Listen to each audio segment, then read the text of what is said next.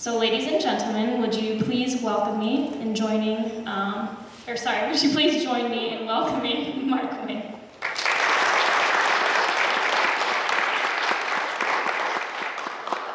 Thank you, Professor, and good afternoon, or good evening now. Good evening, everybody. I'm from Nashville, so this is English I'm actually speaking. It's a work in progress, down south. We talk a little slower down south, so I'll try to speed up the tone a little bit for you. I'm honored to be here. Thank you all for asking me to come today. I've got so much I want to talk to you about tonight. I wish we had about a week. Matter of fact, I've got a 40-hour course that I teach regularly to law enforcement and investigators on all these crimes, from stalking, like I said, domestic violence, you heard the professor say, sex assault. I want to sort of give you a snapshot tonight of, I don't know, what's been happening in policing. I started my policing career in 1977, so I'm really, really old. And we did have electricity in '77. We were on horses, we had patrol cars. But I want to kind of give you a view of past, present, and future around a lot of these crimes we're investigating today, where we are. I know you all have had conversations in your courses about the issue of sex assault on campus. There's a large national conversation going on about this right now, about the interconnected nature of domestic violence, sex assault, stalking, all these issues. I want to get as much of this in as I can tonight. I want to give you some time for Q&A as well at the end of this. So if you see something on the screen tonight that you're interested in particular, like a study or a program, I'm going to show you some real promising practices around the country as well. I'll talk about cases that we have worked in my jurisdiction. Megan talked about Nashville. In '94, my city of Nashville, Tennessee. And by the way, have you been to Nashville? Well, come on back. We like our tourist town.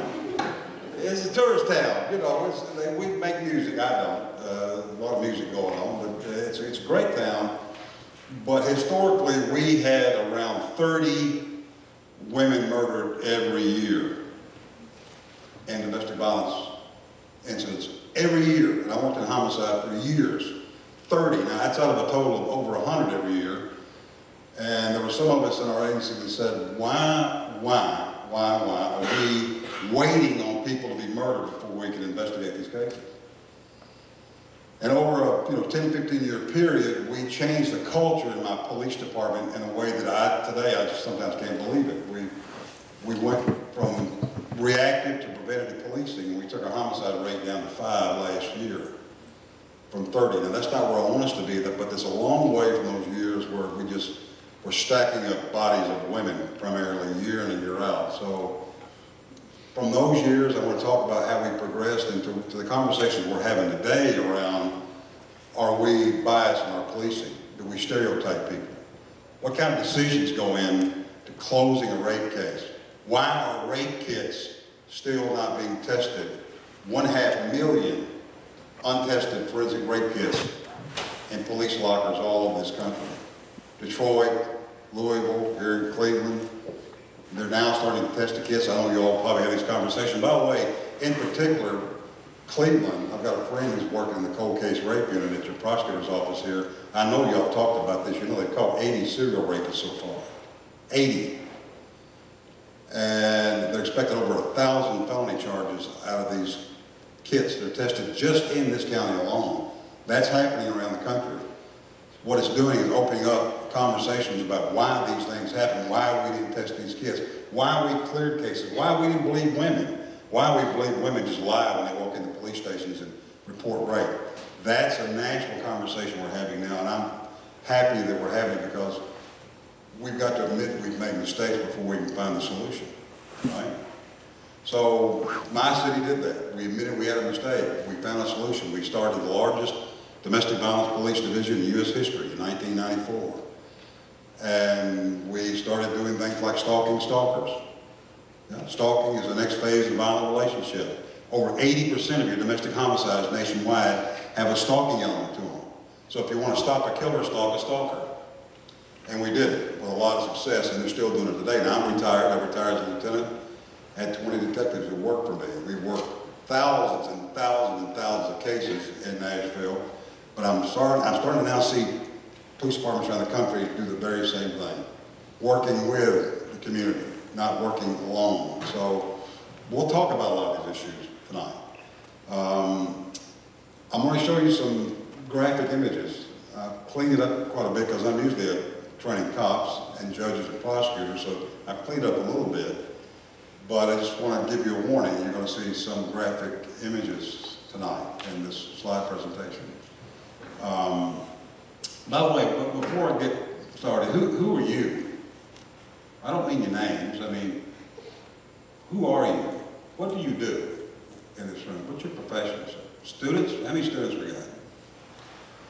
So, am I getting this right? A lot of you all are thinking about going into criminal justice. Does that sound right? You know, you have to take a vow of poverty when you get into criminal justice work.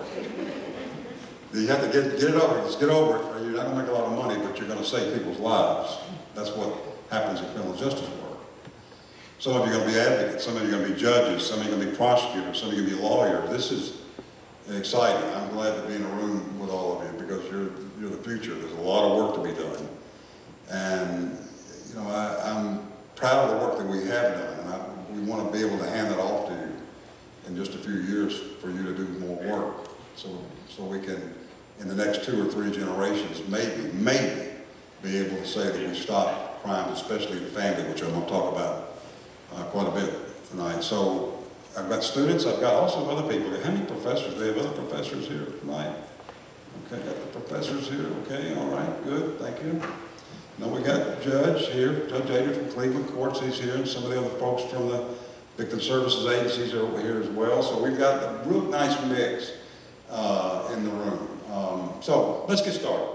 Let me show you first, if you see something or you hear something tonight and you want more information on it, here's my email address and my website. I do a lot of networking with police and advocates and judges around the country. And I don't mind you contacting me directly if you want something. Please do consider me a source from here on out. I'll be more than happy to give you whatever you need from me. So let me take you back just for a second. I think it's important to look back on where we've come from. I appreciate where we are. And my father was a career cop. He policed in the 40s, in the 50s, and the 60s. And they were dealing with crimes committed against women in those years as well, but they looked at it a little different in those years than we look at it now. Here is a typical training film from the 50s, and just listen to the language and we'll talk about it. All right. Hold on one second.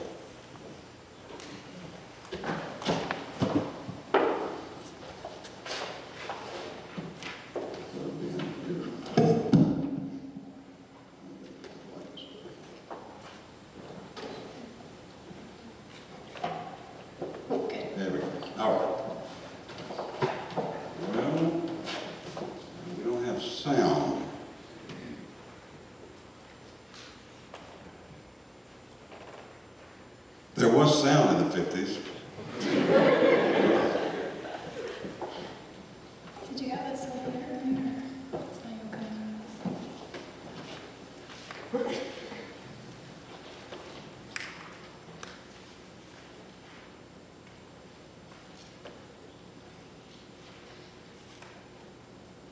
All right. Well, let me just add sound to it there. So these two officers go with this call, and the call goes out over the radio as family troubles. They used to call domestic violence cases family troubles. And we don't investigate family troubles, but they labeled it less than what it was. And I'm in agreement with Mr. Chomsky, who said the words that you speak with are the words you think with. And forever we minimized these cases at the peril of family members. And we made it less than what it was. And by the way, if some of you have been watching the news lately. Did you see what Russia just did in their legislature? They just decriminalized domestic violence in Russia. They have 14,000 women killed every year in Russia. I've trained officers in Russia in St. Petersburg. 14,000 women killed in Russia every year. The reporting of domestic violence is about 2% nationwide, and they just decriminalized domestic violence. I'm not sure why, but I'm not hopeful for families in Russia, but that's the way it was here in the United States. Last year I was in Brazil, training police in Brazil. And one of the police commanders in this academy in Sao Paulo told me that in the last 10 years they've had 50,000 women murdered in Brazil in the last 10 years in domestic violence cases. And he asked me, was that a lot?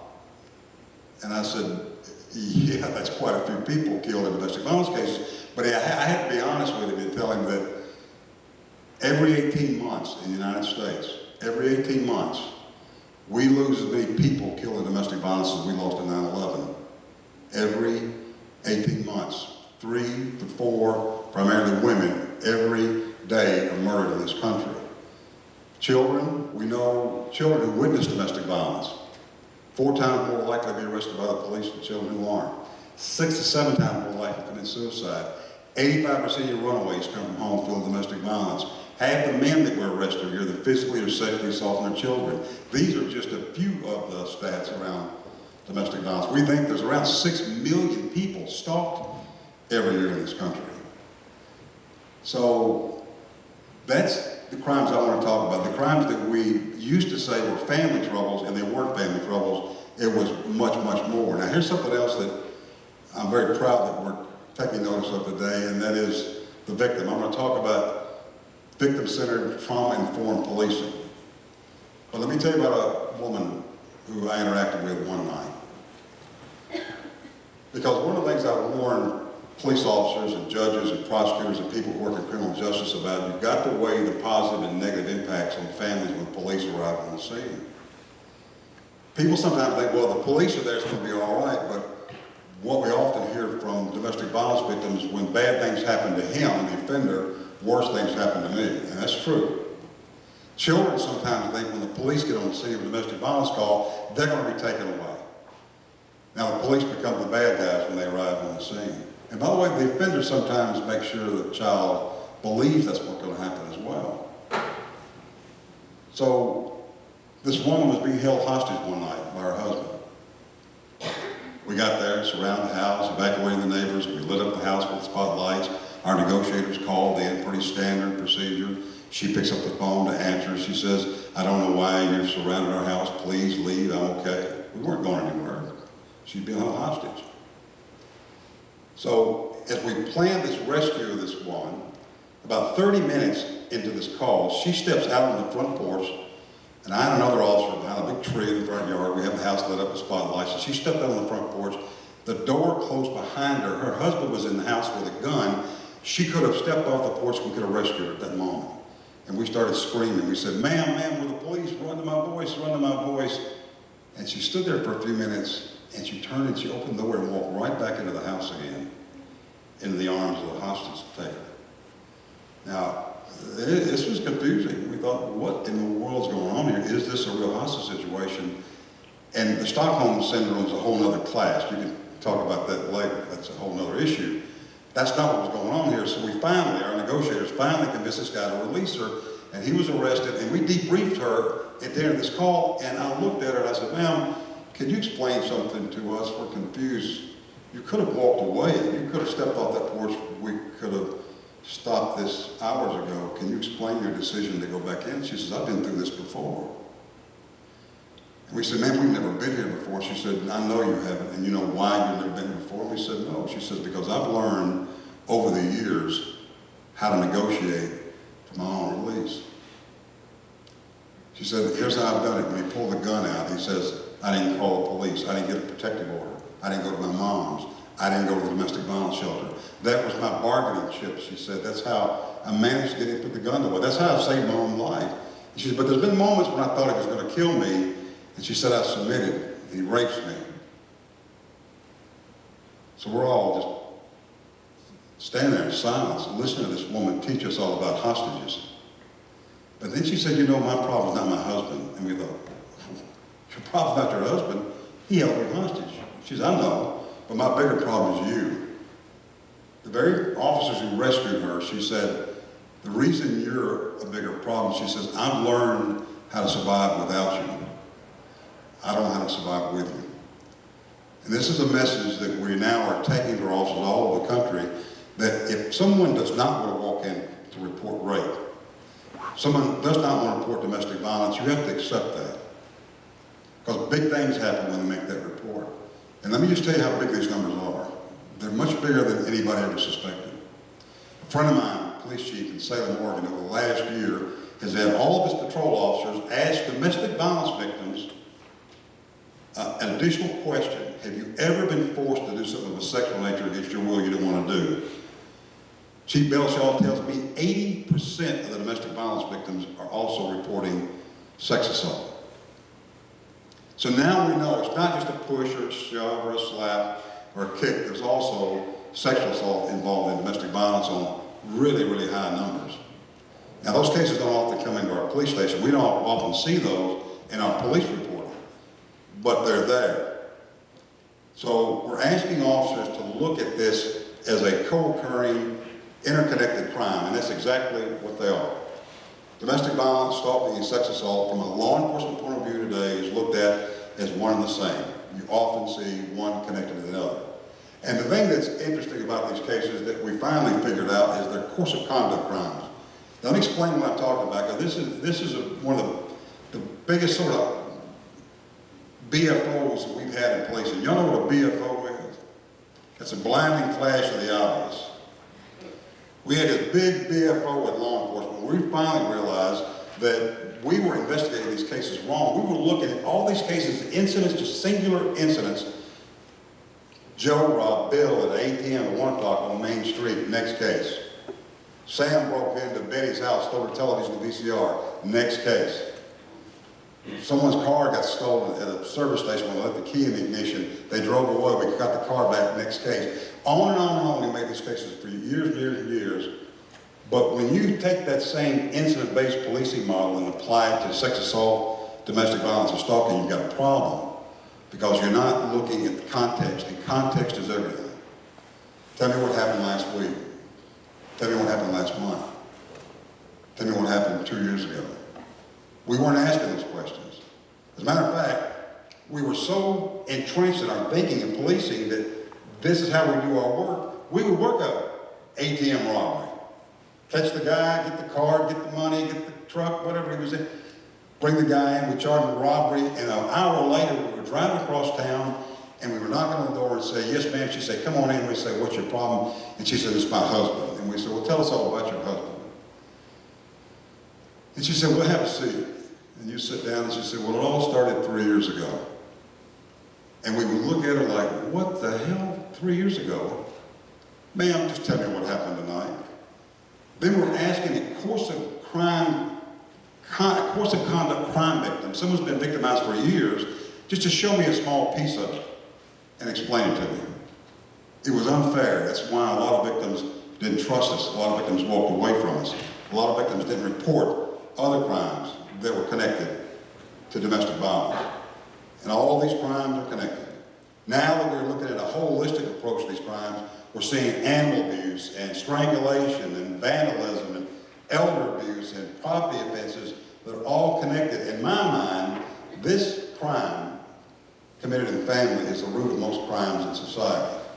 Now, I've got another view on this as well. I'm a survivor of domestic violence. I have vivid memories of standing on the front porch of my house in South Dallas when I was 5 years old with my mother, when the police would come to my house.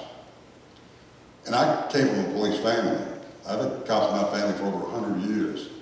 My stepfather was an abuser, and I had this memory of standing on the front porch of my mother with my arm wrapped in her leg, and the Dallas police would step on our front porch, and big, giant, massive officers, and they'd look at my mother, and they wouldn't even ask her what her name was. They'd say, if we come back out here one more time, we're locking everybody up, because we were poor. we lived in South Dallas.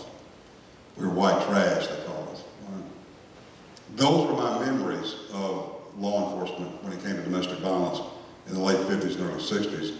It's the reason I got into policing. Because I wanted to take that experience and do something with it. I wanted to make sure that the next generation of officers heard from me who got no protection. The law never kept its promise for me. Some of you know that feeling. Some of you have lived that life as well. I know you can't put this many people in a room without having somebody with experience around domestic violence. But we weren't talking about it. We didn't understand it. We didn't understand the cycle. We didn't understand the motive. We didn't understand the intent. We didn't really understand privilege, male privilege especially. Most of these crimes are committed against women. Now, there are male victims, no doubt, but we weren't talking about any of that in the past. Now we are. We also understand that when someone calls law enforcement, there's usually a long history.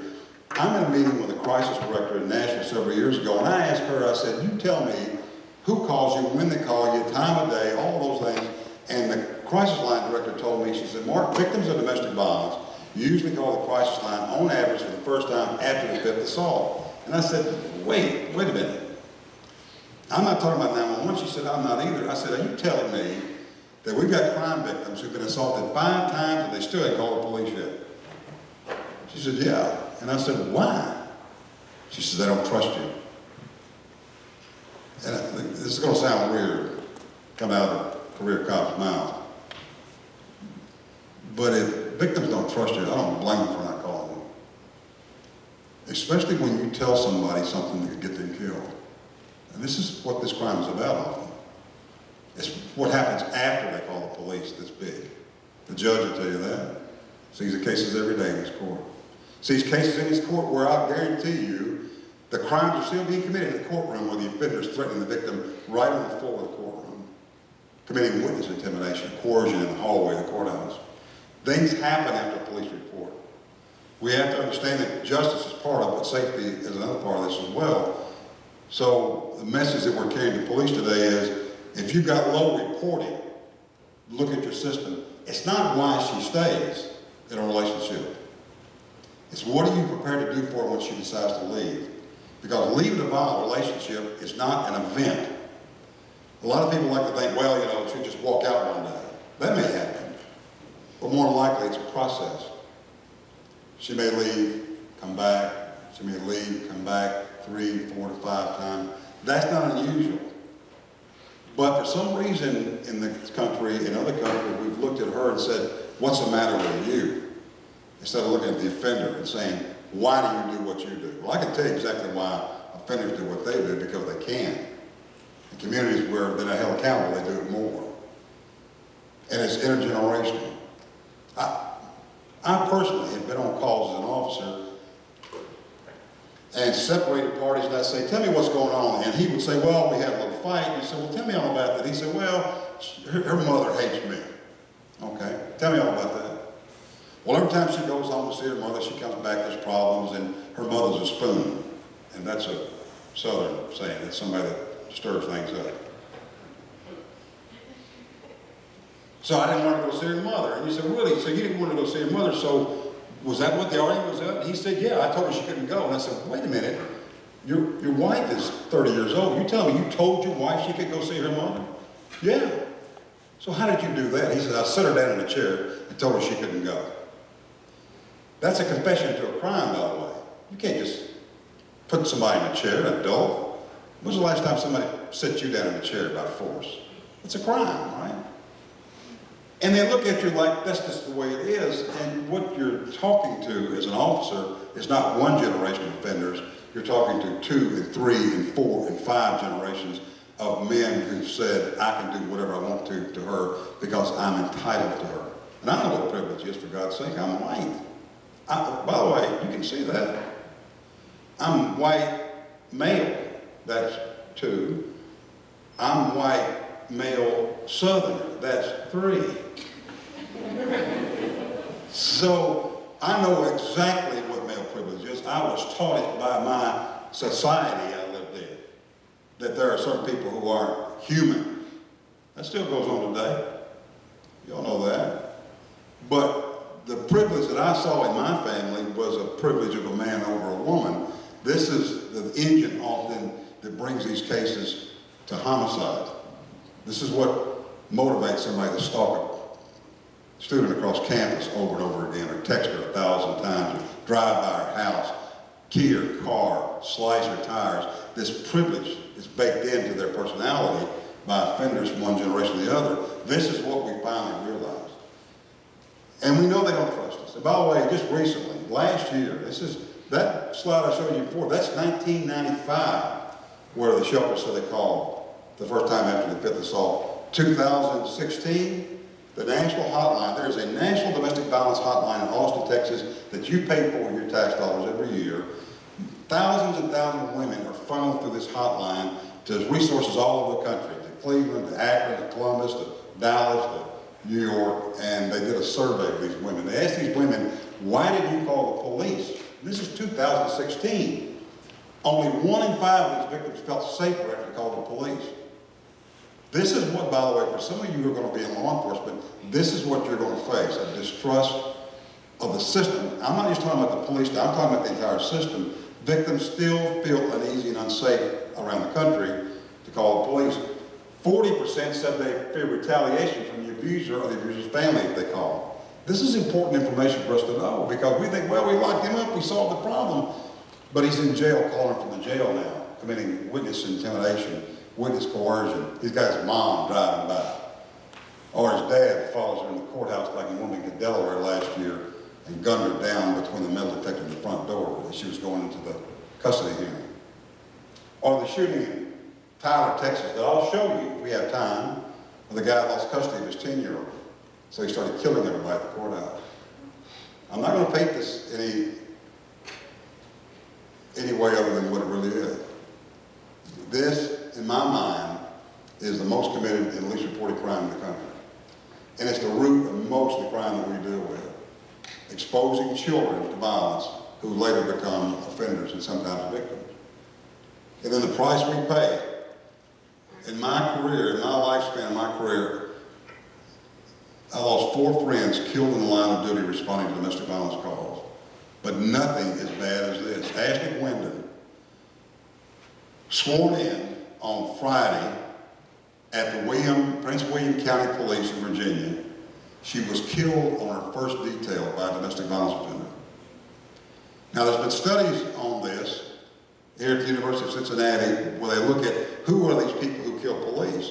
We never connected these before. You know, we used to say, well, women are in danger, we know that. But we never connected the dots and said, well, we are too. Now we know. Anybody that offers direct service to a victim of domestic violence is now a problem for the offender.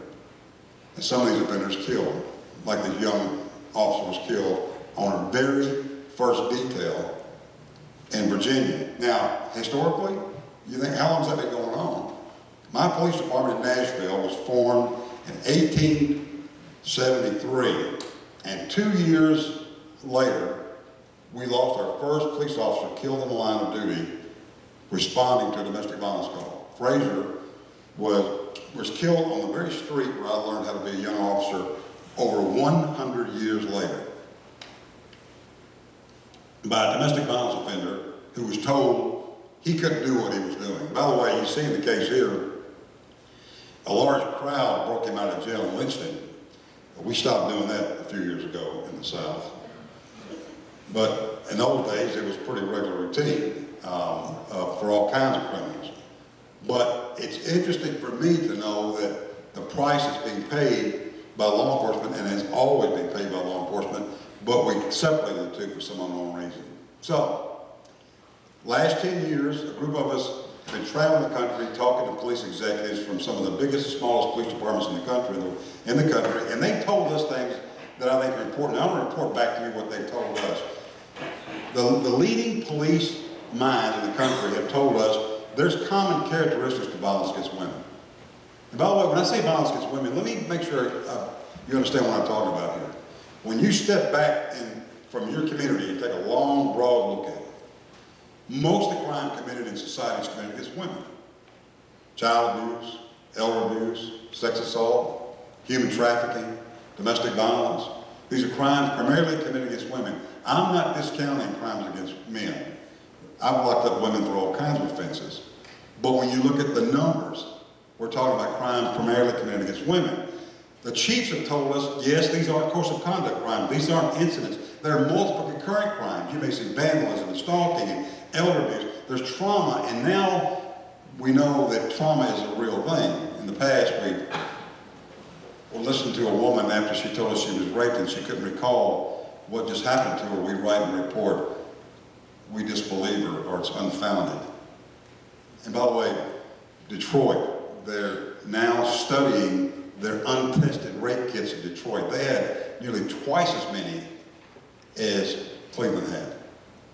Untested kits. And what they're finding in the reports of these untested rape kits were statements that I just hard to believe the police would write these things down.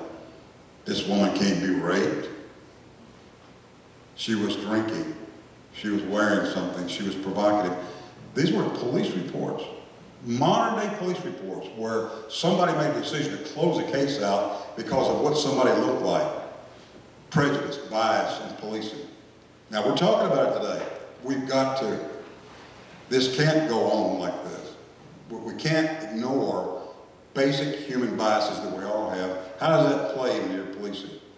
Are you objective when you write that report? If she can't remember something, do you write it down as deception instead of understanding what happens to people when they're traumatized? Now we've got researchers like Dr. Rebecca Campbell up at Michigan State who's teaching all of us about the neurobiology of trauma.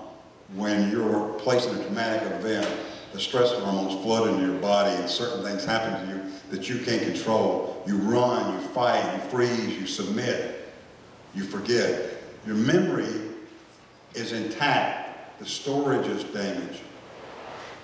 And by the way, we've seen this used for policing. When I was in homicidal work police shootings, we go to the scene and interview an officer and we say, tell me how many times you fired your weapon. And they say, only twice. And the gun's empty. And you say, well, wait a minute, you only carry 2 bullets now? And they say, no, I fired 2 rounds. And you would look at them and say, this doesn't make any sense. And you write a report. They were lying to you. In fact, what we were witnessing was trauma, traumatized police officers. Nowadays, what happens in policing when someone discharges a firearm, the officer's ordered to go home. Go home. We know where you live. Put your feet up. Get yourself an adult beverage. Turn on the sponge pants, whatever that thing is.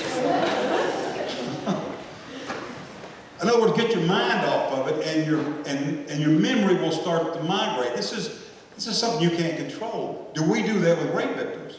No, we didn't do it. So we had this myth flying around the country that women were just lying. And you know what we did? We polygraphed rape victims. Imagine that. You were raped and you walked into a police station and we put you on a polygraph machine. For God's sake, what in the world are we thinking? You want to chase rape victims out of a police station, just tell them you're going to put them on a polygraph machine. Do we polygraph bank clerks and bank robberies? No, right? But we deal with rape cases. Or we'd ask them questions about, what time was it you went to his room? How much were you drinking? By the way, do you ever think that there's a bias against women who drink in public versus men? Do you think we look at women differently? I think a lot of people think that. And by the way, that sometimes shows in police reporting. That's why we're teaching officers today to find those biases. And I'm always curious about this because, let me ask you this. Do any of you in here, not right now, but do any of you in here drink alcohol? Got 1 or 2, got 3, 4, got a few, okay. So when you drink alcohol, do you lie? Usually you tell the truth. You've seen people, I'll tell you what I think about you. Don't say that. Right? He brings the truth out of you, right? It's like, damn. But forever, we would look at somebody when they're drinking that were liars, there was something wrong with them. And that's where a lot of these kids ended up not being tested in Memphis, in Louisville, in Oklahoma City. And in the reports it says that. And all the while, these rapists were moving from one victim to the other. There's a great researcher in this, a guy named Dr. David Lesack. Dr. Lesack's out of Boston. He's done these studies on the undetected rapists. He's finding cases of over 100 undetected rapes by single offenders. So these offenders move on from one victim to the other. and there's a serial nature to them, right? So we're now studying trauma on a really high level. I'm so happy that we're teaching. By the way, you can write this down if you want to take note of it. It's Sex Assault Trauma Informed Response. This is on YouTube. It's just uploaded by the Michigan Prosecutors Association. It's a 20-minute training film for law enforcement. It's really a great film. I've handed it out to cops all over the country, and it talks about what happens when you're traumatized. I think, oh, my sound not working. Well, we won't get to see it, but you can see it if you like. Go back to Sex Assault, Trauma Informed Approach to Law Enforcement. And by the way, this is some of the new language that you'll hear in policing. Trauma informed. We want to know what you were thinking. Matter of fact, one of the things that Chief Belshaw is doing in Salem, his officers are asking the question. Here's one. Strangulation. Now, we know now from studies that strangulation is being committed on a level, a really high level. It's chronic. It's often attempted murder. There's all kind of impacts from pneumonia to hemorrhaging to concussions to death. And in the past, we would just walk right past it because she said I was choked and we couldn't see the injuries. But now one of the things Chief Belshaw's officers are doing, they're asking the victim, what were you thinking while you were being strangled? And what would you imagine the victim might say to that? I thought I was going to die. That's state of mind. That's critical information for the courts to hear. What was that victim thinking? What was the intent of the offender? What did I want to do? I wanted to bring you to the doorstep of death. I wanted you to see that. This is what these offenders are often doing. Now we're asking these questions, and we're looking at trauma. We're recording trauma as evidence. One of the things the Army has done recently, there's an instructor, there's a trainer there named Russ Strand, who's pioneered this new method of interviewing sex assault victims because, you know, some of you have been keeping up with the military. They've got high numbers of sex assault in the military. Really, really high numbers. And one of the things they looked at was the way the military police and the Navy, the Marines, the Air Force were investigating sex assault cases, and they found out what a lot of police departments have finally realized, like Virginia Commonwealth University or Reno Police or Denver Police, that the way we approach the victim makes a big difference because they may never come back again if they've been raped. So now, Russ is teaching a trauma-informed approach. Tell me how you felt about that. Not what were you wearing, what the hell that got to do with anything? Got nothing to do with it, right? Or how much you were drinking. And what they're finding in the military is they're making cases now. Victims aren't re-traumatized by the police. They aren't interviewed 5 and 6 and 7 years. If you think about it, when you report you've been raped, the people you talk to, you call the police dispatcher, you talk to the patrol officer, you go to the hospital, you talk to the nurse, you talk to the doctor, you talk to the x-ray technician, you talk to the social worker at the hospital, you talk to the victim advocate at the DA's office, you talk to the prosecutor, and before it's over with, you talk to 40 or 50 people.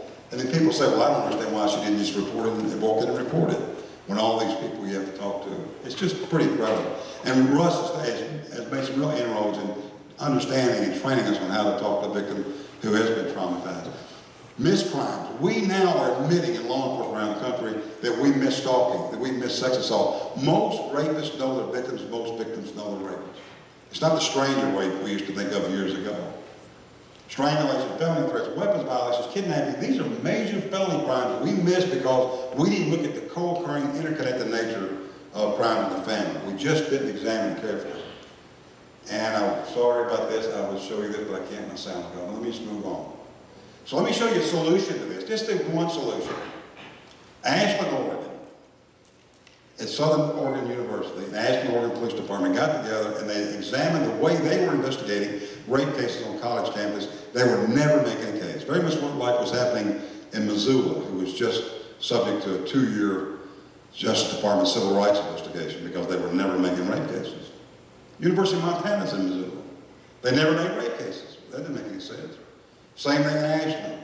So what they did in Ashland is they looked at the way investigators were talking to victims, and they realized it wasn't the victim, it was us. It was the system chasing people away.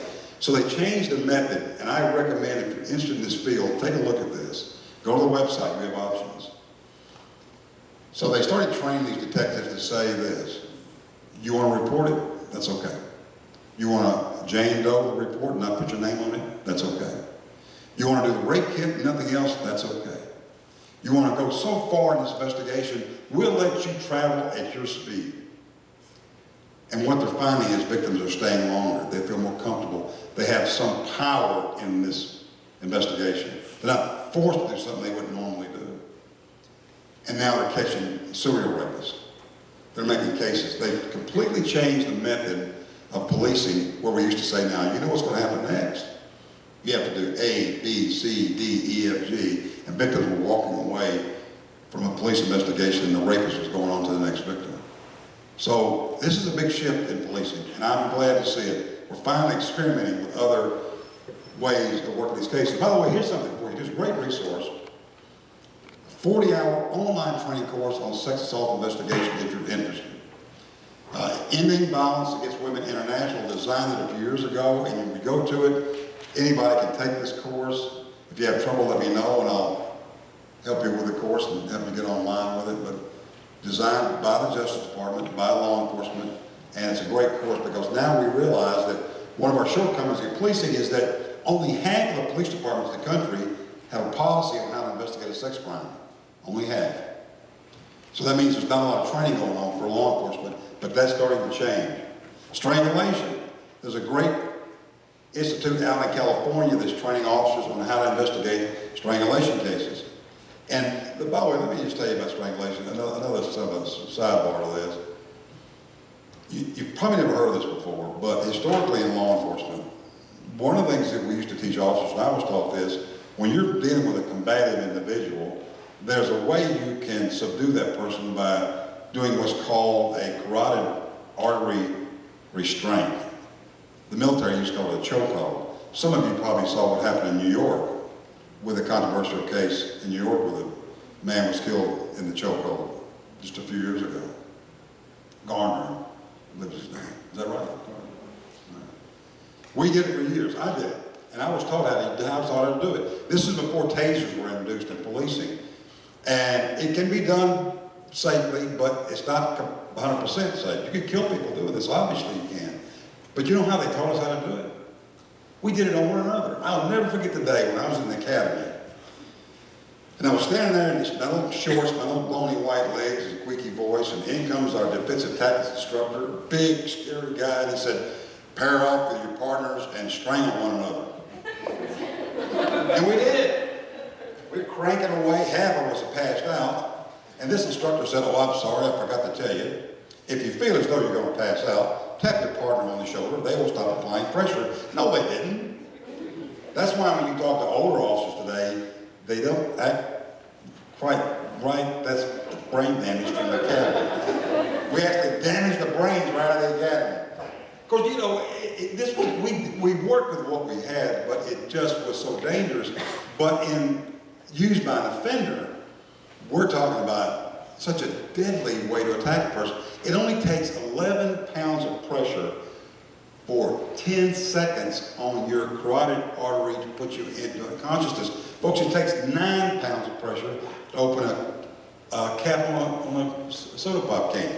9 pounds, 11 pounds of pressure will put you out. That's all. That's it. 33 pounds of pressure will fracture your trachea and you die. In your hands, you've got a singular grip of an adult human, you've got up to 100 foot-pounds of pressure. So you double that when you put your hand on somebody's throat and you strangle them. That's why these cases are being charged with attempted murder today. These courses are teaching officers how to make these cases where we didn't in the past. So I'm encouraged by that. And we're providing officers with charts for their cars that see the petechia in the eyes and the symptoms, like she said, I passed out, I saw birds, I saw stars, I urinated, I defecated. I don't remember, I was standing up one minute, I was on the floor the next. It's really interesting when you talk to victims who say they lost time. And there's no sound to this, but this is what it looks like. This was used in a criminal case in Seattle, Washington, a few years ago, where a guy took his girlfriend in the parking lot. He was at a casino. Everything is filmed at a casino, even the parking lots. It took him 8 seconds to put her into unconsciousness. 8 seconds, that's it. Now the security guards are watching them, running out to stop it, but it's too late. It's over that quick. She goes out pretty fast, and she comes out of this within a second or two, but he's nearly killed her. And as he's helping her up, now he's a real gentleman, right? He's helping run up off the pavement. The security guard finally arrives. And just watch him. Watch what he does here. It's pretty amazing. He's still yelling and screaming at him. Now, this guy had done this before, by the way. This was his MO. He was a serial strangler, I think, if you want to call it that. But they used this to prosecute him in court. Now, if you were to talk to her, you might not see the injuries on her neck. This is part of the problem with strangulation, because you don't usually see tissue trauma unless you scratch yourself, pulling the hands away. Or you see other things like they did defecate or urinate. So we're training officers on how to understand this and document it today. And by the way, choking is not strangulation. We all say that word, and we wrote that in our reports for a year. Choking is when your airway is obstructed with some kind of food, and they have to do the Heineken, not the Heineken, what's the name? Right, I'm sorry, I'm thinking later on. It sounds the same, right? But anyway, that's, the pressure to the diaphragm that comes out of your throat, that's not the same. Now here's something else too that I think is really interesting, it just broke a lot of these myths and misconceptions about sex assault. For ages, by the way, it started right here in this state. There was a researcher who looked at a singular police department in Ohio, and they said how many women walk in and falsify a police report, and this one agency, this was not a study by the way, said that up to 44% of the women reporting to this one Ohio police department were lying about rape. So all over the country, police instructors said, well, about half the victims are lying. That's not true. Finally, the Department of Justice, the Brits, the Australians, and the Canadians all started comparing their notes in some real scientific studies that showed that false reporting of rape to law enforcement is 2 to 8%, not 40, 50, 60%. So when you talk to police today and you say, tell me what your false reporting numbers are, and they say 15, 20, 30, 40%, there's a major problem inside the police department with training and understanding of rape. And that's one of the things that I and several other instructors do. We go in and we look at reports, we look at departments, we say, tell us how you investigate these cases. But this is something else I wanted to share with you that's it's pretty hard to believe actually. In 1927, the FBI, along with the IACP, International Association of Chiefs of Police, they got together and they said, you know what, we need to keep these numbers. We need to find out, we need to take all these crime stats in the country and put them in one place so people can look back and say, the crime in 1927 was this and that. So they came up with what's called the Uniform Crime Report. The FBI still maintains it today. Every cop, I did every cop who's ever worked in policing, all their work has gone to the Uniform Crime Report. But when they defined rape in 1927, they defined it as this: the carnal knowledge of a female forcibly against her will. That's stranger rape. So from 1927 to 2011, we don't know in this country how many women were raped.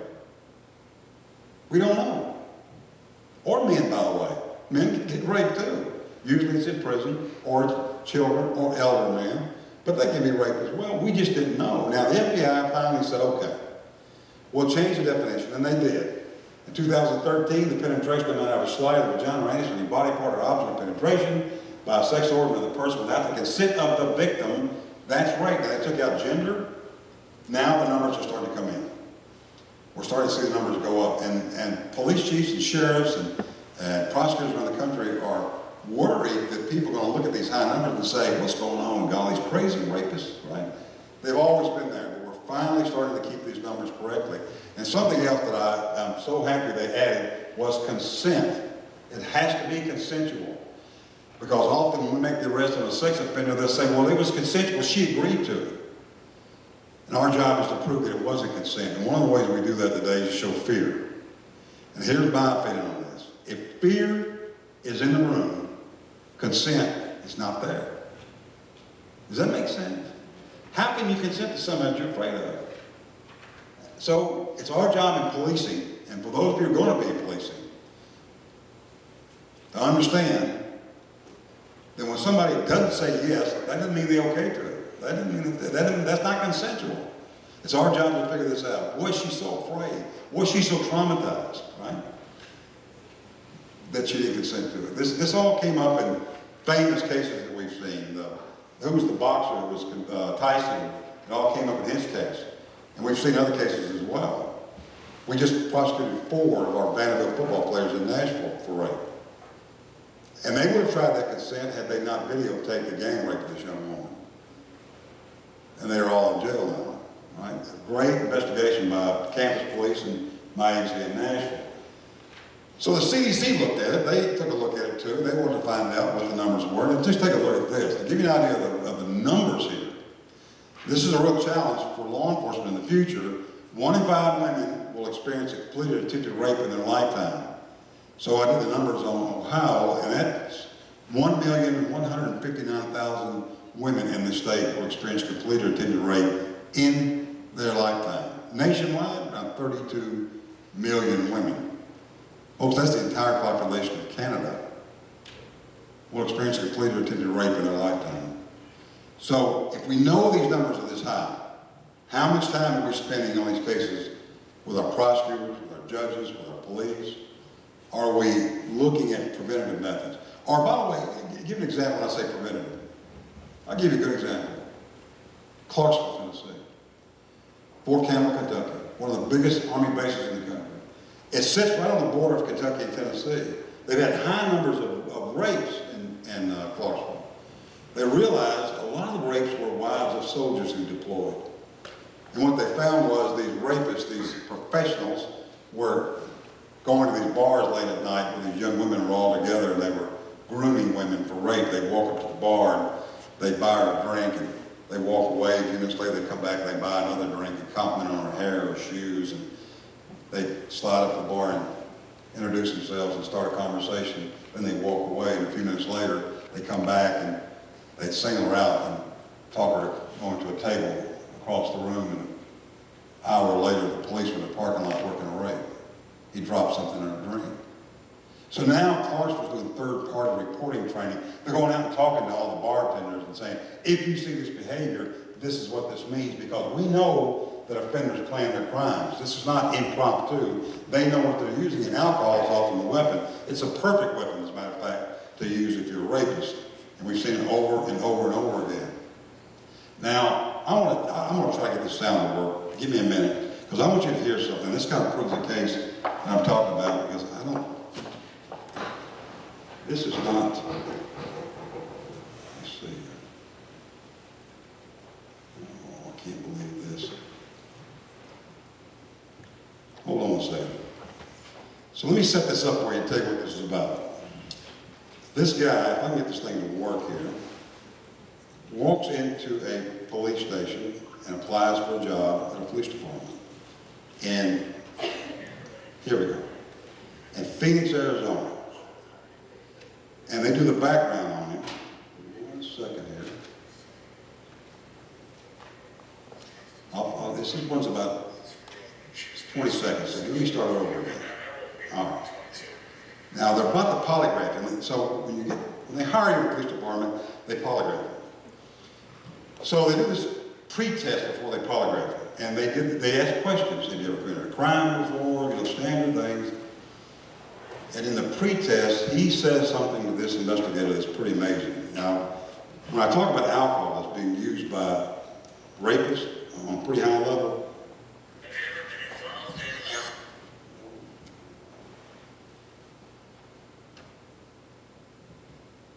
well,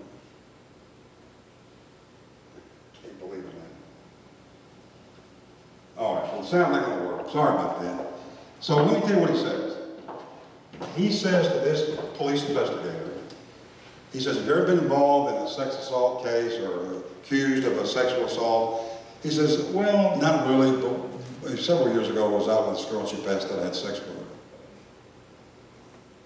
And the investigator had to stop and put his pen down and say, oh my God, you're under arrest. He lets him talk. And he says, any other instance? He said, yeah, when I was at college in New Hampshire, I had another young girl when I was out with her, she passed out, I had sex with her. And when I first saw this, I thought, this is not real. This is made up. I can't believe what I'm watching. But the investigator lets her talk, and then he missed 3 rapes. Now, my friend in Phoenix who investigated this case said, Mark, he said, we had to go back to these places where this guy lived, but there were no reports because he made sure there weren't reports because you heard what he said. They passed out and had sex with him. There were no reports.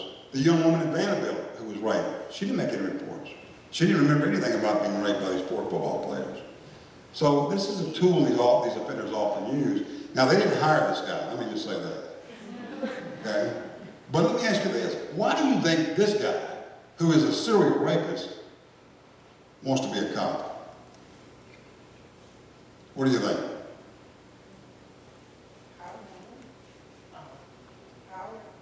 Right, power. If you're a predator, you go where the prey is, right? Ask the folks at Penn State about that, about Mr. Sandusky, who raped kids over and over and over again, all the while the head football coach, who passed away a few years ago, knew what was going on.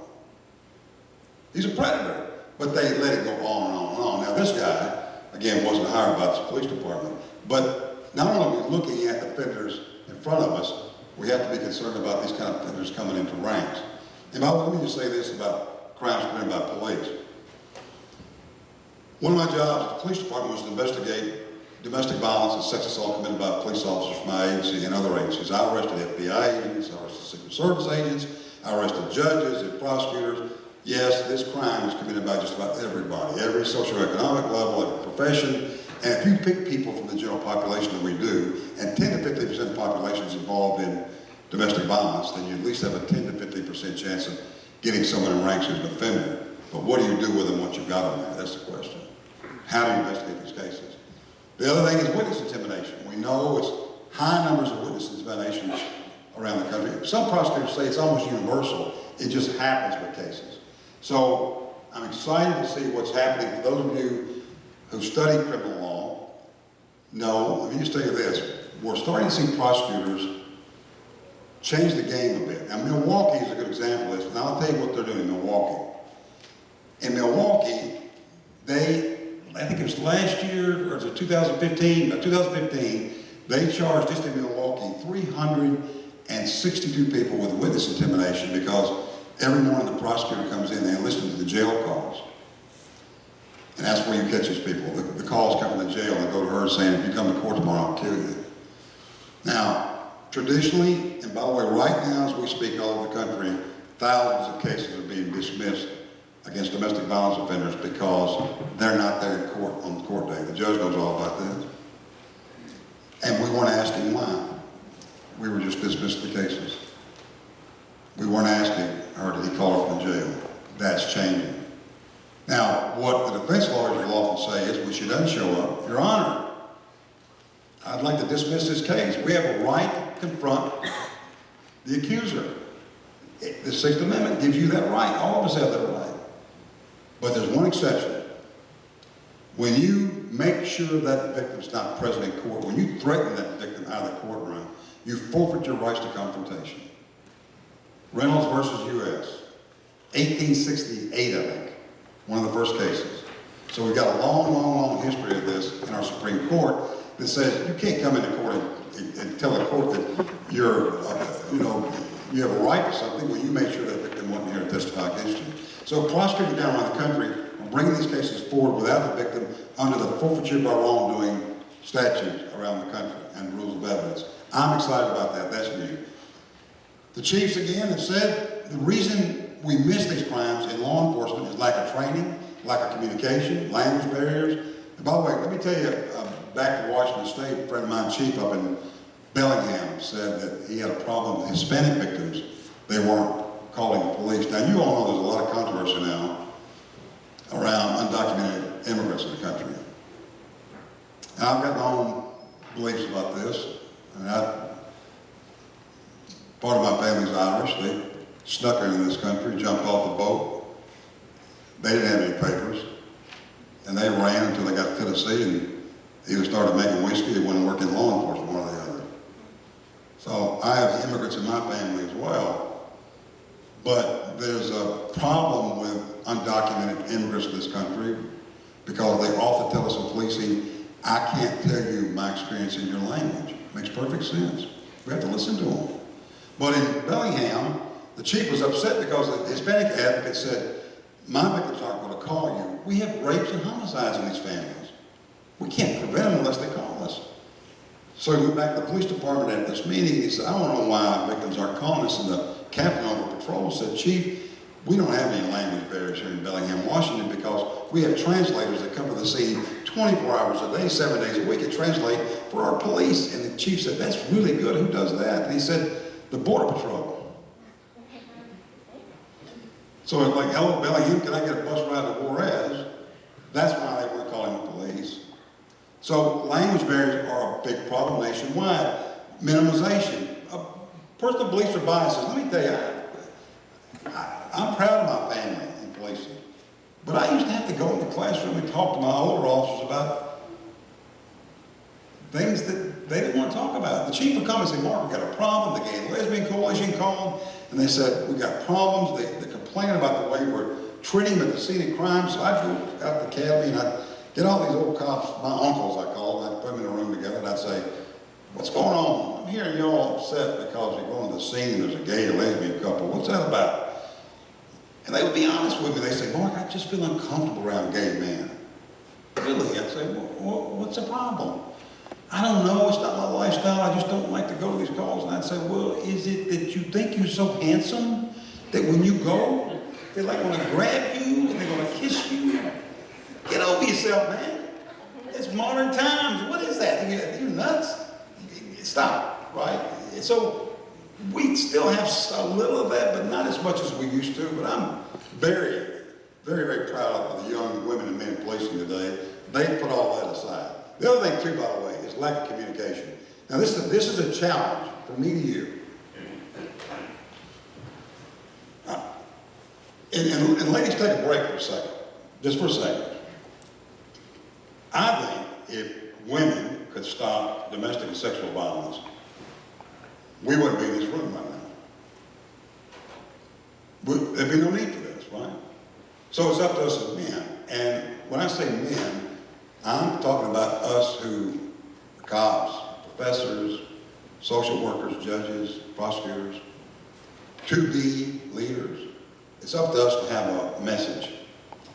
I tell police chiefs all the time, you're walking through your police station and you're two men talking about a woman in a derogatory way. Do you stop and talk to them about it? Do you confront them and say, wait a minute, did I just hear you say that 70% of women who walk in this police station are lying about the rape? Did I hear you say that? Do you believe that? Why do you believe that? And if you believe that, if you believe women lie on that level, why did you want to be a police officer? That's stopping and fixing a problem. But if you don't, and you walk past it as a man, and don't challenge other men, then that's the standard you've set for your police agency. That's the standard you've just set for your campus. And I've been in places where the standard was, we don't give a damn. I've seen it. And that's when women don't report. And that's when rapists do whatever they want to do. And I've been in these countries where that happens regularly. There's no communication going on. How do we communicate inside and outside? And by the way, here's something else. Outside your group, outside your class, outside your police department, you should have a message as a man about violence against women. If somebody asks you, hey, you a cop? Yes. Tell me about these domestic violence calls. Aren't they a lot of trouble? Don't you get frustrated? You should say, you think I'm frustrated? Ask her how frustrated she is. She's been living with somebody who's been beating her for 3 years now. She was raped the night before. Right? She knows if she leaves, she'll lose custody of her children. That's your message. You should have a message about domestic violence, about how we treat women in this country. That's just my personal feeling. And I think that plays out. When you talk to police leaders in the country, they agree. Now, we just finished, this is another resource for you, if you're interested. We just finished a roll call training film series, and Judge Adrian here is one of the characters in the film from Cleveland, and it's a very nice training film. You can see it on YouTube. We just uploaded it to YouTube. It's called The Crime of Domestic Violence, 4-part series, brand new. But I'm proud of this film for a lot of reasons. One of the reasons I'm proud of it is we finally got our hands on body camera footage from law enforcement. You know, law enforcement is moving to body cameras nationwide, brand new. And law enforcement at first was leery of it, saying, I'm not sure whether I want a camera on my body 24 a day, 7 days a week. And the controversies come up, especially with police shootings. But in my field, in domestic and sexual violence and stalking, we're starting to see some really incredible policing. We're looking at footage now of empathetic, kind, victim-centered approach of policing, and I'm not surprised. In California, they did a study on body cameras. They found that there's a 25% increase in guilty pleas in court when body camera footage is produced on domestic violence crimes and investigation. It makes perfect sense. Some of y'all may remember years ago when we didn't have cameras in cars. One of the reasons we put cameras in patrol cars was for drunk drivers. And once we started filming drunk drivers and bringing that film to court, drunk drivers started pleading guilty because prosecutors called it plea or press play. You didn't want to see in court you doing this with your fingers trying to find your nose, right, in the middle of the street. Now we're starting to see this same thing with body camera footage. So take a look at these films online on YouTube. The Crime and Domestic Violence, brand new, it's just out last week, by the way. So here's the last thing: the impacts. We miss these crimes. The chief said the impact of violence escalates. We have fatalities, officer safety is compromised. We get sued, and police departments are regularly sued around the country for failing to protect. Community loses trust in us. We see victims re-victimized, and people don't trust. So there's a lot at stake here for us to understand why victims don't call. What should we do to get more victims to call? What does a successful partnership look like with policing and the community? What is my relationship to the shelter? What is my relationship to my prosecutor? We're now seeing community coordinated response spring up all over the country. And CCR is a community-based, non-government-based groups getting together to talk about how do we solve these problems of rape and homicide. And I'm watching some incredible things. Portland, Maine right now. Portland, Maine, police officers and advocates are working in the same patrol car together. This is all brand new. So if you're an advocate in the future, in your future, you may be working side by side with a patrol officer, going to the scene a day after a rape or a domestic violence case to do a secondary interview with the victim. They're doing high-risk assessments now in High Point, North Carolina, Tulsa, Oklahoma, Dallas, Texas, and Houston, the Sheriff's Department. They're doing risk assessments where they know, if we know those common characteristics, ask the victim, has he ever threatened you with a gun? Has he ever threatened to kill you or your children? I'll show you a formal model of a man. This is modern policing where we're asking lethality questions. Because it can end here, and we see mass shootings nationwide. And often when you see a mass shooting, the first thing I ask is it domestic related? And many of them are. There's no doubt about it. Over and over again, we see these cases where somebody walked into a school, or a hairdresser, or a place of business, or wiped out an entire family. And we're starting to see multiple officers killed. 3 officers killed in Odessa, Texas. 3 officers killed in Pittsburgh. 3 officers killed in Birmingham. 5 officers shot in Pleasant, Texas, by domestic violence offenders. Multiple officers gunned down by DV offenders. High-powered weapons. Offenders who shouldn't have weapons, but they have them. Because they bought them out of a trunk at a gun show somewhere in some small town in Kentucky, with a bullet that goes right through the body armor, your standard body armor for your officer. This is one of the reasons why a lot of people don't want to get into policing today. It's getting more dangerous. It's getting more militaristic on the street.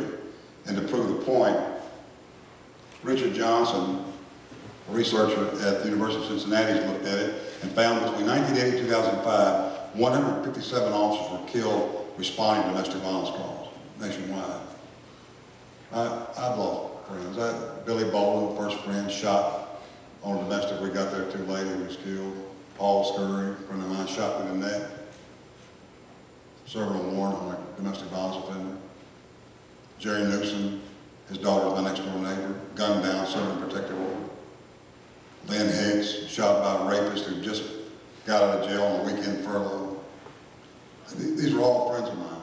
And when you have a friend who's killed in the line of duty, you focus and you look for ways to keep your officers safer and the community safer.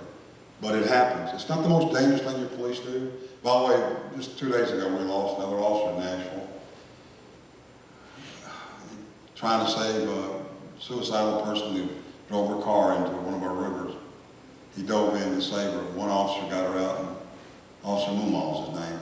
He's drowned at his funeral day before yesterday. There's a lot of things that happen in policing that are dangerous, but domestic violence is one of the big ones. Now, we know this about the victim. We know that you're not going to find that perfect victim. We know they delay the reports. We know there's trauma. We know they're afraid. We know they're powerless. These are knowns. We also know the offender plans their crimes. This is not impromptu. It's not off the top of their head. They're not making it up as they go. We know they fight them off to make sure there's no witnesses there. They're calculated. Right? They're strategic. They're testing. Right? They make sure that there's not a lot of evidence there. And they escalate over time, and it gets worse, and it gets more deadly over time. And they have found multiple victims. So real quick, let me talk about risk assessment. You tell me what my time's like, Professor Stone. I want to share this with you because this is something new that, for those of you who are going to get into policing, this is going to be standard operating procedure for you. Dr. Jacqueline Campbell at Johns Hopkins several years ago designed a 21 indicator checklist designed for mental health. When we saw it in the early 90s, we thought, well, wait a minute, this looks interesting. We might be able to use this in policing. So police in Maryland got together with Dr. Campbell at Johns Hopkins and came up with a risk assessment called the LAP, Lethality Assessment Program. 11 basic questions. The way they're answered decides how you deal with a victim. This is changing policing all over the country. Now, the Canadians have one as well. The Brits have one as well. The Brazilians have one as well. But what's happening is we're looking at indicators so we can predict possible homicide and death in the future. And it's not 100%, but it's not 50-50 like we saw years ago. The risk assessments that we've seen around the country they're designed to look at, like I said, future harm. They help all of us understand the risk factors, not just the police, but the courts, the prosecutor, the victim. It carries it across disciplinary lines, so the probation can have some part in this. So we understand the moment she reports is often the most dangerous, and as that violence escalates, what are we going to do about it? We're going to wait till she's killed, or we're going to do something about it. It's a smart way to police, and it's effective, it works. Now, this is just one. This is the Maryland model. Now, let me give you an example. You go to Pittsburgh. Here's an example. Pittsburgh officers go to the scene, they interview the victim, they pull out this screening report, and they ask the victim 3 basic questions at the top. Has he ever used a weapon against you or threatened you with a weapon? Has he ever threatened to kill your kids or you? Do you think he might try to kill you? If she says yes to these first 3 questions, then the officer at the scene puts her on the phone with a trained advocate who does next steps, safety planning, how to get out, how to get a warrant, how to get a protective order. And it helps the victim focus on the things they couldn't see before, because you've heard that old saying, I can't see the forest for the trees. If you're in the middle of the violence for years, sometimes you don't realize how much danger you're in. And what they're finding out, and by the way, if you want to see the entire protocol, you can download it from Maryland Network Against Domestic Violence.org. That's the entire risk assessment protocol if you want to take a look at it. So what they're finding out in Pennsylvania is something additional. In Pennsylvania, up to 60% of the victims who the police talk to are now going to shelter. We never saw that before. We never saw that next step where the victims went on shelter and got out. So risk assessments are doing that for the police. The Canadians, they've got one called ODERA. Now, Ontario Domestic Abuse Risk Assessment, every officer in Maine is being trained on this. And what the Canadians did, they looked at a way to predict the next assault with great success. Prior domestics, prior non-domestics, were they in jail for 30 days or more? It's a predictive model to predict violence. So these are just a few of the things that are happening around the country that I'm excited about. We now realize that, as I said earlier, leaving a violent relationship is not an event, it's a process. It takes time for victims to get out. Child exposure to violence is critical. We talk to kids. By the way, let me just tell you what happened down in Austin. University of Texas and Austin police interviewed child victims of domestic violence, and they asked these kids, they said, what do you want the police to do? Because I'll tell you from personal experience, as an officer responding and as a child when officers responded, kids are afraid. They don't know what's going to happen. Matter of fact, an officer in South Carolina not long ago told told me is he interviewed a 5-year-old on domestic violence call. The little boy looked up at his gun and said, "Is that the gun you're going to shoot me with?" Because the father had told him the police are coming to shoot you. So these researchers in Texas asked these kids, and they said these incredible things. These kids said, "Please tell the police, when they come to the house, I'm hiding. I get under the covers, I get under the bed, I get in the closet, and if they find me, please tell me why they're here." And there was a big group of these kids that almost said the same thing. They said, "Please tell the police, when they talk to me, would they bend over, because they're so big, but don't get too close, because their heads are so big." That's what the big police head, they're blocking the sun out there. So we don't think much about this. When you all remember when you were really small how big police looked. They were gigantic, the badge was big, the gun was big. So what they decided to do in Austin was come up with sort of a thing that they could leave with the kids. So now they're doing a child safety checklist. Don't get trapped in a small room. Get out of the house. Don't get in the middle of a fight. Get on the phone. Call 911. Stay on the phone with the dispatcher. The police are your friends. And the most important part of this is, it's not your fault. It's not your fault. It's not your fault. It's not your fault. Because they think it is. I did. And I'll finish this just a few minutes about my own experience, and we do questions and answers if you like. I talked about my experience with this. Let me give you a little bit more. I lived with an offender for 10 years. And the police in those years didn't understand, and I'm not mad at them. I completely understand. They didn't understand because nobody understood. They weren't trained in how to deal with domestic violence. So we were on our own. And my stepfather beat my mother into 2 miscarriages. There's high levels of domestic violence in pregnancy. We know that from the studies now. The March of Dimes told us this 50 years ago, actually. And this guy was 6'2", 220, big, rough, tough, West Texas was crop duster. And he fought the police, too. I watched the police fight this man. It was the most amazing thing to watch somebody stand toe-to-toe with the police as they're beating you over the head with a stick. I saw that so many times, over and over again. Not in 10 years did a police officer ever stop and ask me what happened to you. They never talked about 3 sisters and my brother, not a mom. We were trapped. And late one night, downtown Dallas, my brother and I were in the backseat of our car. My stepdad pushed my mother out of the speeding car. And I was 7, my brother was 12, and we watched my mother's body just whip down the highway. And we sat there in the backseat of that car. We didn't say anything. We didn't cry. We didn't scream. And he pulled over, and he went back down the road, picked her up, put her body in the front seat of the car. She was dead. And he drove her to Parkland Hospital in Dallas in 1962. And we carried her in the emergency room. And they saved her. They saved my mother. It's interesting because a year later in that same hospital, they took President Kennedy. I was in Dallas in school when President Kennedy was shot downtown Dallas. They didn't save him, but they saved my mother. About 30 days later, we got my mother out. We finally got her home. She eventually got back on her feet, and then my brother and I decided we were going to end it, so we attempted a murder. Now, you can't charge me. The statute of limitations run out. I've been given immunity to prosecution by the sheriff of Texas. So my brother and I was 7, he was 12, we decided to stab him to death. It's not unusual to see kids do this.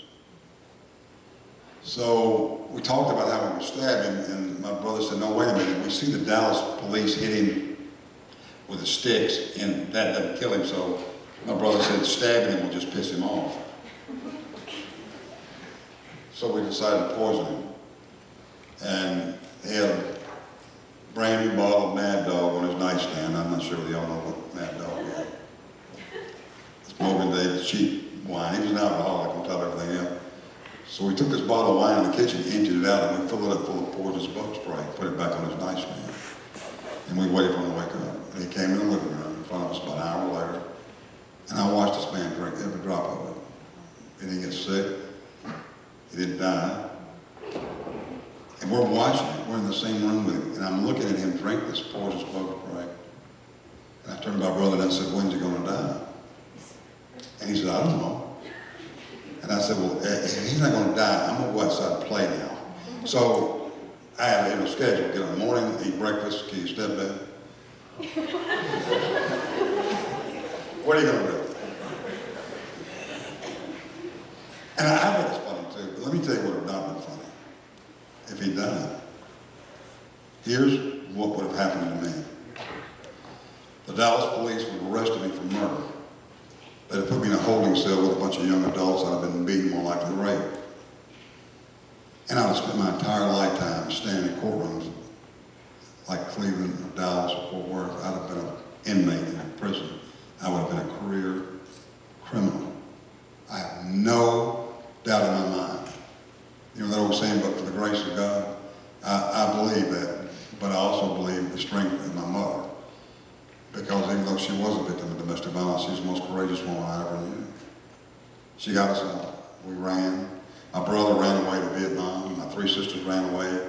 We ran away one night and finally hid, and he gave up looking for us, and finally went back to Texas and Tennessee and died in a TB hospital. Those years made me who I am. All those years ago brought me here tonight. All those years ago brought me to my career in policing. A lot of survivors are in this business. I know a lot of people who were victims of crime who are now crime fighters. I know a lot of survivors who are now judges and prosecutors and police. You don't have to be to do this work well, but it helped me. So if you decide to get into policing, if you decide to get in the criminal justice field, just be aware that our profession is filled with people who've seen some horrible things in their life and have overcome it all to make the law keep its promise for victims, because it was never made a promise to them, it was never kept for them. So that's all I've got. I thought we'd stop for a few minutes, we'd talk. I covered a lot of ground here, a lot of issues: stalking, domestic violence, sex assault. I saw some of you taking notes, so any questions or comments, or you're full of beans, that's not true, that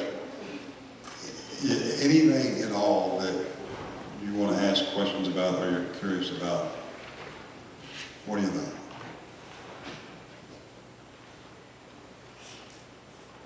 Yeah.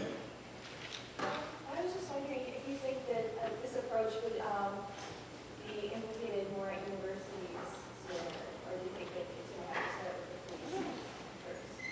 You mean this approach to showing a holistic picture of these crimes committed against women? Well, it's happening at universities, with university police right now. I'm watching university and campus police investigate sex crimes on a higher level than I've ever seen before. I'm watching police and campus police join task forces working together on stalking cases. And by the way, let me just tell you, for stalking, we started stalking our stalkers in Nashville. And from a police point of view, I've never done anything so much fun with my clothes on.